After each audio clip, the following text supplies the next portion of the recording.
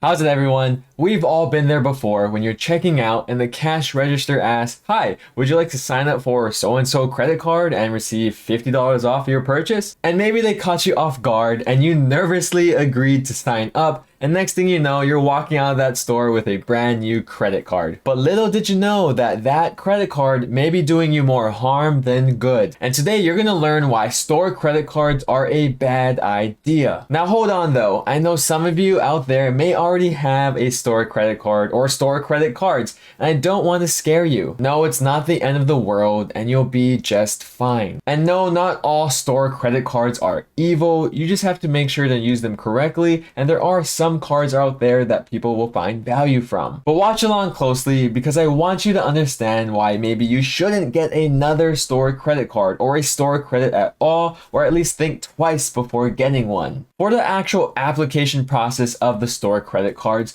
most of the time they are actually pitching it to you when you're physically at the cash register in front of them, or when you're at checkout online. They are trying to incentivize you at that very specific moment on why you should sign up for their special store credit card. That's because right there, you're thinking about how much you're about to spend at that store, and they're able to say, hey, you'll save X amount of dollars on this purchase when you sign up, or you'll get an extra discount when you sign up. And at that time, it may seem like a good idea to go ahead and sign up for that credit card and get that instant discount or savings right there, but little did you know what it could do to you in the long run. And while you're checking out, that's probably the first ever time that you've heard of their store credit card. I would say 99% of the time, you want to actually do your research and planning before you apply for a new credit card. That's because you always want to know what you're getting yourself into before you jump straight in. And let's talk about the whole goal of that store credit card in the first place. The sole purpose of that store credit card is to keep you coming back to that store. Just like how sales lure you into the store, the credit card is trying to do the same thing where it's going to lure you to the store and incentivize you to spend more at that location. Now, this isn't that big of a deal if you shop at that specific store consistently. For example, a Target credit card or a Costco credit card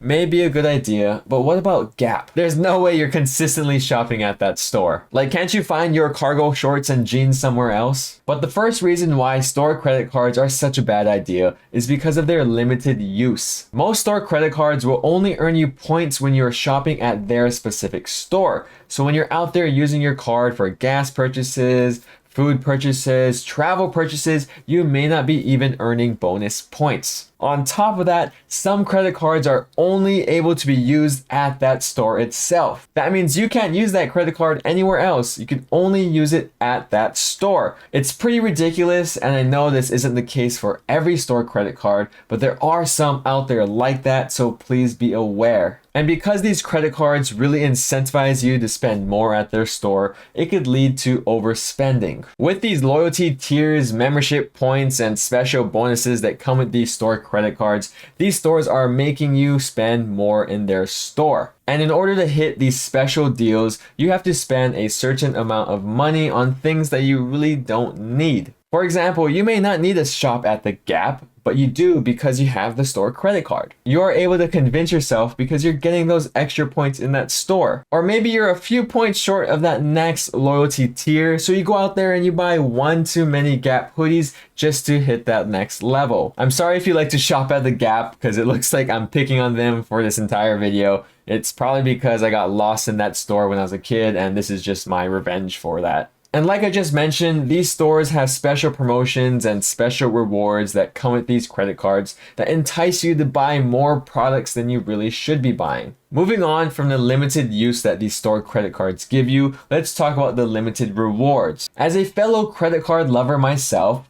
just like how many of you are, a huge part of loving credit cards is because of the rewards that they give us. And a part of what makes a great credit card reward system is the flexibility that it has. And I'm sorry to say, but store credit cards have very little flexibility. As a matter of fact, I have more flexibility than these store credit cards, and I can't even touch my toes. So that's saying a lot. Surprise, surprise, but let's take a deeper look inside the Gap credit card because you could only reward your points with the Gap and 3 of their partner brands. There's no redeeming for cash back and definitely not redeeming for travel. It's like, wow, congratulations, you got points from buying 10 plain t-shirts, so here's points so you could buy 3 more. Remember how I talked about these store credit cards just want to make you keep going back to that store? On top of that, you aren't getting great redemption values either. With the Gap card, you could redeem 100 points for a $1 reward to be spent in those stores, and that's a 1 cent per point valuation. And I know that you guys could find a bunch of other credit cards that could do better than that. While we're on the topic of points, most store credit cards do not give you a sign-up bonus. And if they do, it's usually just a discount on a purchase and it's not a lump sum of points. And that is not ideal because hitting a sign-up bonus for a credit card is super advantageous when you can get a lump sum of points because that's how you can get a lot of value from that credit card. But if there's no sign-up bonus, then there's no easy additional value that you could get from it. More reasons why store credit cards are a bad idea is because of their high APR,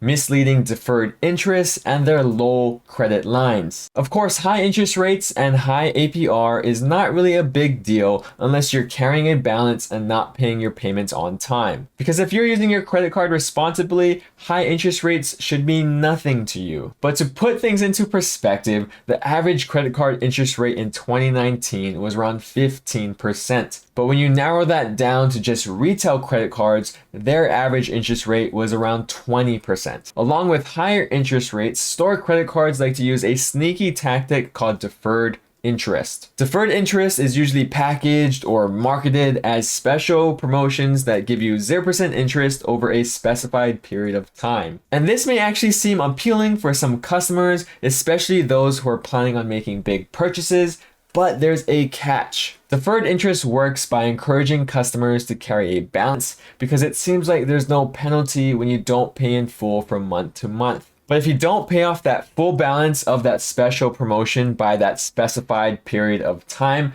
you're going to have to be paying the deferred interest. This means that you're going to be charged the interest on that remaining balance that you didn't pay off, but sometimes they might actually charge you interest on the entire amount that you originally charged to that credit card. Like I said, it's just a sneaky tactic that could screw some customers over because they don't really know what they're getting themselves into. And when you pair that up with the already high interest rates that come with these store credit cards, you can see how customers can easily fall into credit card debt. And if those crappy interest rate policies weren't enough already, these credit cards also have very low credit lines. This can be harmful for you because if you're using a lot of that low credit line, then it's going to drive up your credit utilization and overall negatively affect your credit score. And the reason why these store credit cards usually have high interest rates and low credit lines is because these credit cards are honestly easier to get. It's because if you have a poor credit score or maybe you're just starting out, they're probably going to accept you. And since lower credit score individuals or individuals with a bad credit score are high risk to these banks and issuers, that's why they give you a high interest rate and low credit line to kind of defer that risk. On the flip side though, store credit cards could be an option for rebuilding your credit or starting off on your credit journey because they're so easy to get. But of course, you just have to use them responsibly. But even if you do choose a store credit card to rebuild your credit score or to start off on your credit card journey, there's going to be an opportunity cost. That's because instead of setting up that subpar new store credit card, you could have opened up a different credit card that would have gave you more value. That other credit card could have been an American Express, a Capital One, or more importantly, a Chase credit card. And I say more importantly because of that Chase 524 rule. And yes, that means unfortunately, opening a store credit card will count towards that Chase 524 rule. So if you still don't have all the Chase credit cards that you want, why are you opening up a store credit card? I always try and recommend snagging up all the Chase credit cards that you want first before moving on to other credit cards. That way you will never have an issue with the Chase 524 rule. But other than the Chase 524 rule, there are many more general purpose credit cards that will give you more value than a store credit card. And one of the more often overlooked disadvantages of a store credit card is the lack of benefits and protections that most general purpose credit cards will have. Those general purpose credit cards will have things such as extended warranty protection, purchase protection, no foreign transaction fees, travel insurance, and so on. These are things that you may not use every day, but when you do need to use them, they really come in handy. I know I spent most of this video talking about how bad store credit cards are and how awful they are for you. But again, I want to reiterate that there are some store credit cards out there that you can find value from. And regardless if you have a good or bad store credit card, here are a few tips that will keep you out of trouble. First, just like your normal credit cards, make sure you are paying on time and in full. And try not to get baited by those special 0% financing options. You don't need to use those. And you definitely don't want to do anything like carrying over a balance that will make you pay those high interest rates that come with store credit cards. Next, stick to your budget. Please don't spend more money on that store than you should be spending. If it's a store that you normally shop at, then great, keep shopping there normally. Don't try and take it too far. Also, make sure to plan ahead before you apply for that store credit card and read the fine print so that way you understand exactly the credit card that you're applying for before you submit your application. Do not be one of those people who makes a spontaneous decision to sign up for a new credit card while they're at the checkout. Take your time to plan out your credit card journey and see if this new store credit card will be advantageous to you and the other credit cards in your wallet. And if you want to see what credit cards I have in my wallet, you can click on the video here. Or if you want to learn more credit card tips like this one, click on the videos here. Other than that, thank you guys so much for watching. I hope you have a fun rest of your day, and I'll see you in the next one. Shoots.